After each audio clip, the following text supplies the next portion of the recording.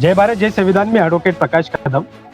21 तारखेला चोरीच्या आरोपामध्ये पाली पोलिसांनी धोंडू बबन वाघमारे याला चुकीच्या पद्धतीने ताब्यात घेऊन पोलीस स्टेशनमध्ये इतकं मारलं की थेट तो बेहोश झाला. DK बासूच्या केसचं मार्गदर्शक तत्वाचं उल्लंघन करत, सर्वोच्च न्यायालयाचा अपमान करत पोलिसांनी कोणतंही कारण दाखवलं नाही, ताब्यात घेताना फोन केला नाही आणि संशयित म्हणून एखाद्या गावात चोरी झाली म्हणून त्या ठिकाणी बबन वाघमारे यांना अटक केलं.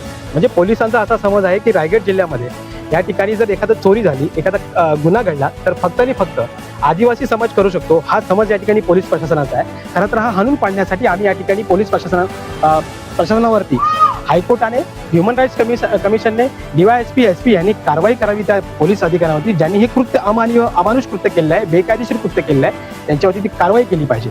आता धोंडू वाघमारे या ठिकाणी तुम्हाला पोलिसांनी कसं मारलं? पट्ट्यानी मारलं. पट्ट्यानी मारलं. किती वेळ मारलं? अर्धा तास मारलं. नंतर तुम्ही काय झालं, तुम्हाला मारल्यानंतर काय झालं? बेसुधी पडलो. बेहोश झाले.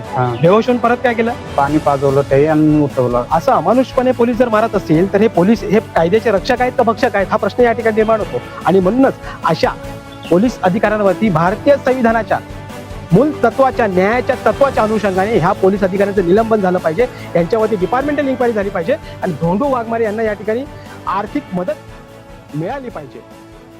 जय भारत जय संविधान.